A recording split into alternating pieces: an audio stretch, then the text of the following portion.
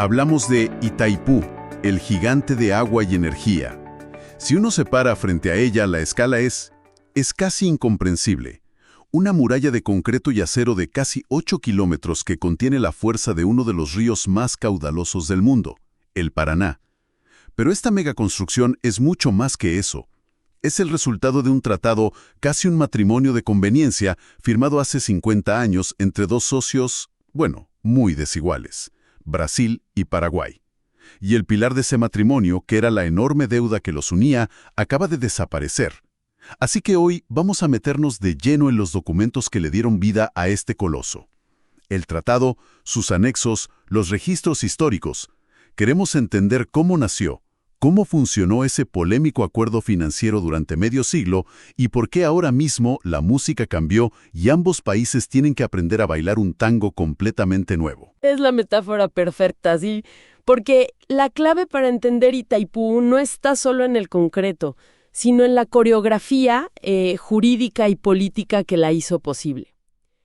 El punto de partida es un concepto fascinante, el condominio. En ese tramo de la frontera, el río Paraná no es brasileño ni paraguayo. Les pertenece a los dos, por igual. Y cualquier cosa que se hiciera ahí, pues, debía ser conjunta. Este proyecto tomó lo que podría haber sido una fuente eterna de conflicto y lo convirtió, con muchas tensiones eso sí, en el motor de cooperación energética más grande de la región. Pero como bien dices, el libreto original se escribió para pagar una hipoteca monumental.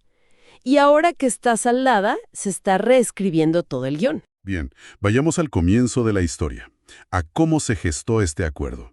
El punto de partida formal es el 22 de junio de 1966. Los cancilleres de Brasil y Paraguay firman la llamada Acta de Iguazú. En los papeles parece un simple acuerdo para estudiar el potencial del río, pero ¿qué significaba realmente en ese momento? Significaba un deshielo diplomático importantísimo. Hay que recordar el contexto. Ambos países estaban gobernados por dictaduras militares, con visiones nacionalistas muy fuertes. Había una desconfianza histórica. El Acta de Iguazú fue la primera vez que ambos gobiernos dijeron formalmente: oigan, tenemos este recurso increíblemente poderoso en nuestra frontera. En lugar de pelearnos por él, veamos si podemos aprovecharlo juntos. Fue un acto de pragmatismo monumental que puso en marcha toda la maquinaria. Y esa maquinaria se movió rápido. De esa acta del 66 pasamos a 1973, cuando se firma el Tratado de Itaipú, que es el documento que lo crea todo. Y solo un año después, en el 74, las obras ya están en marcha. Pero hay un momento en 1978 que, al leer sobre él, parece sacado de una película de ciencia ficción. El desvío del río Paraná es una de las mayores hazañas de la ingeniería del siglo XX. A ver, imaginan la escena. Tienes el séptimo río más caudaloso del planeta, fluyendo con una fuerza descomunal. Para construir la presa principal, primero tienes que secar el lecho del río. ¿Y cómo haces eso? Tuvieron que excavar un canal de desvío de 2 kilómetros de largo, 150 metros de ancho y 90 de profundidad. Y luego, en un día coordinado al milímetro, volaron los diques de contención y guiaron al río entero hacia su nuevo curso temporal. Es increíble. Y me imagino que no tenían la tecnología de modelado por computadora que existe hoy.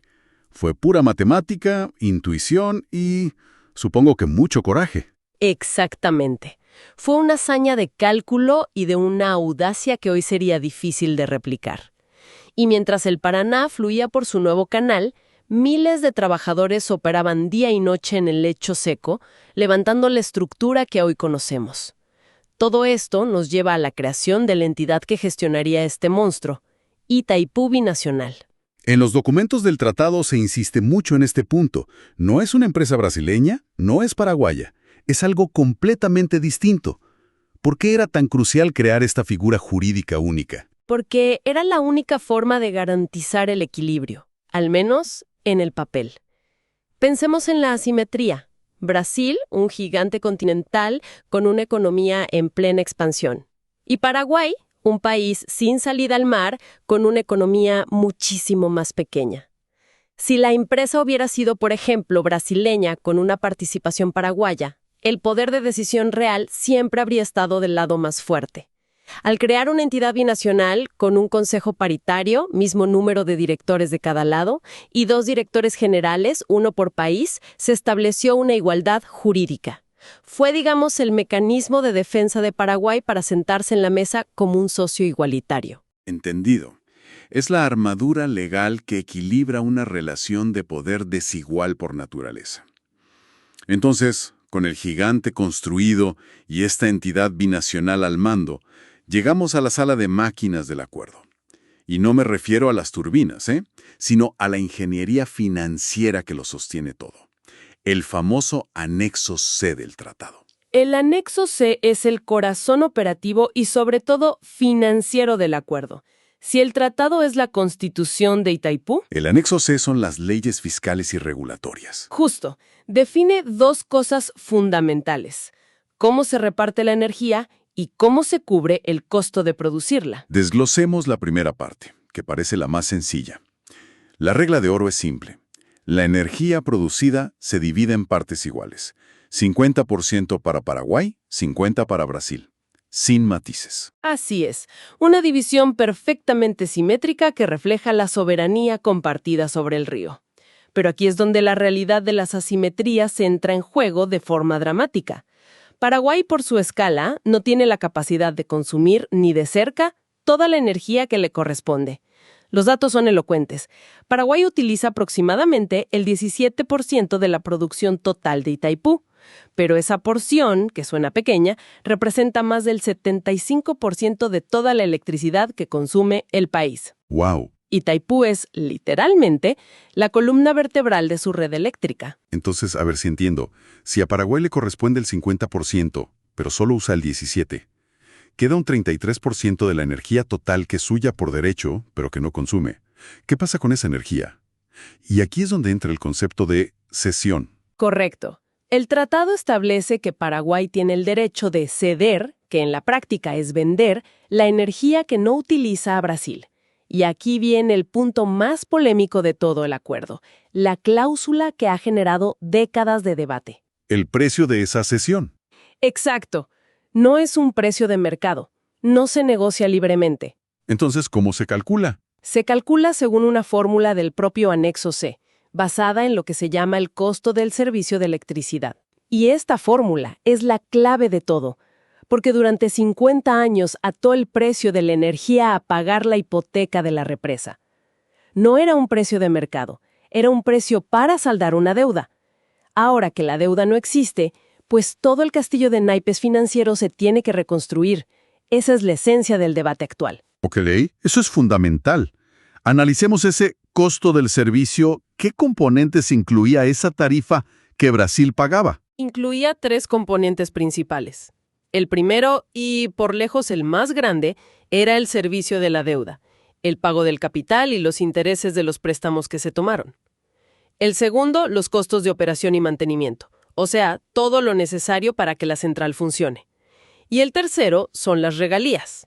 Un momento, aclaremos qué son las regalías en este contexto. Es una buena pregunta.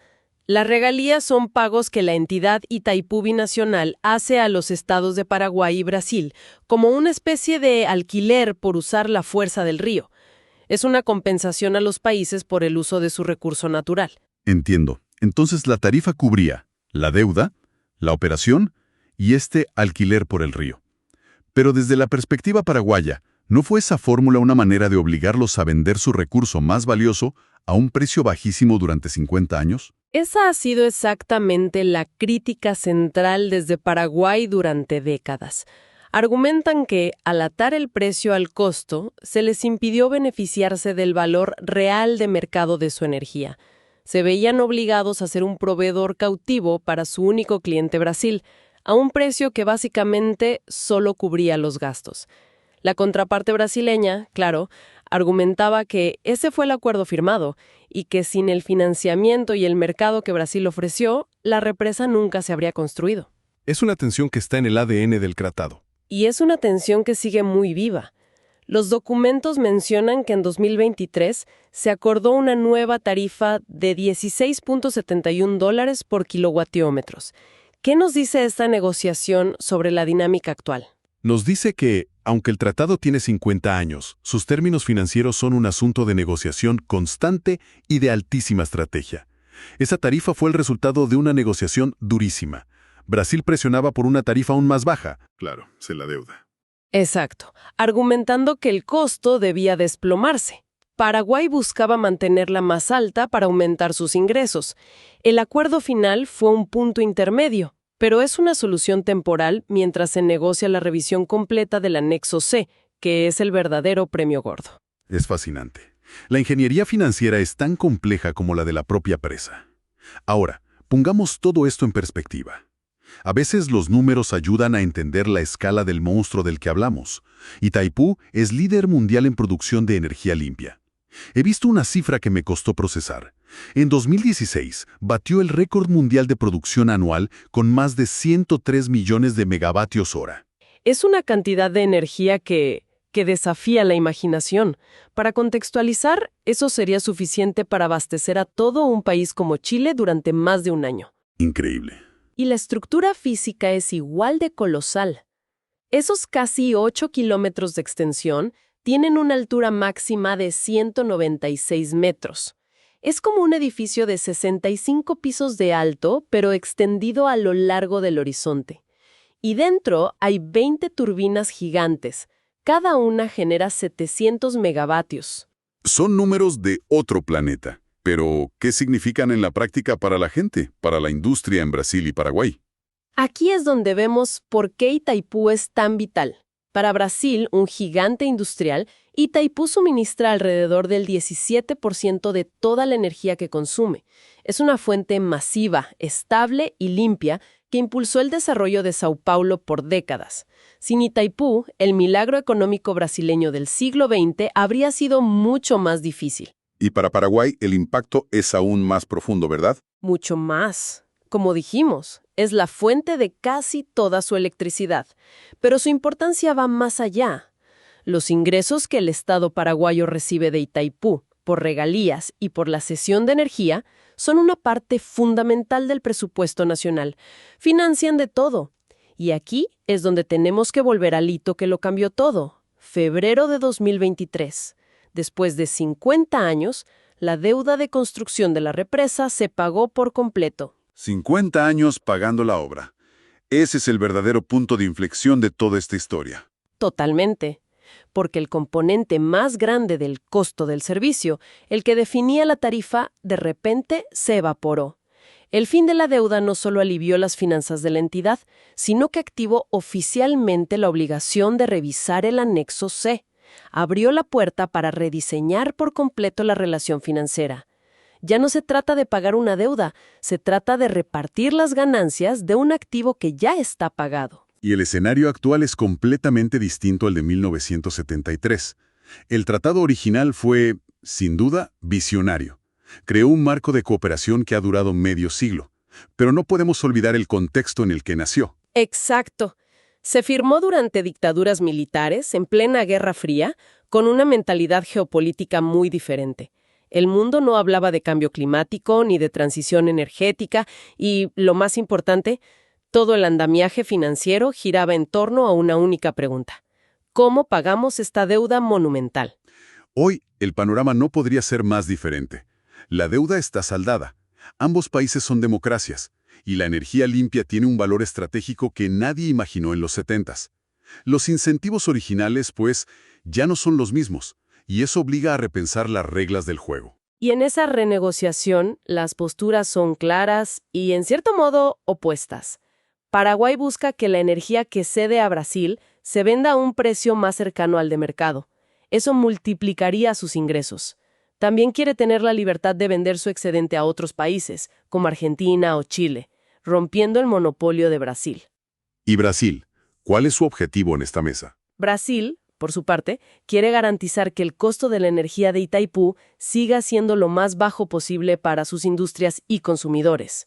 Su argumento es que ellos asumieron el riesgo financiero inicial y garantizaron el mercado durante 50 años, y que ahora les corresponde cosechar los frutos con energía barata.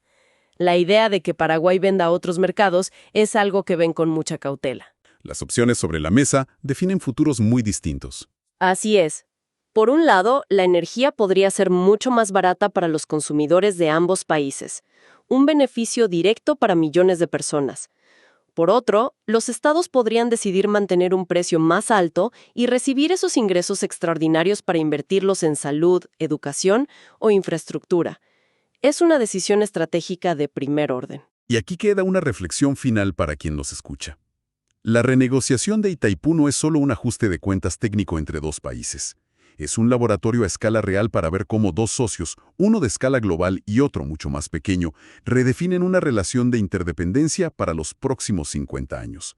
¿Prevalecerá la visión de un recurso compartido para el máximo beneficio mutuo o la lógica del poder donde el socio más grande impone sus condiciones? El resultado no solo sellará el futuro de Paraguay y Brasil, sino que podría sentar un precedente para cómo el mundo gestiona otros grandes recursos transfronterizos en un futuro que, bueno, necesitará más cooperación que nunca.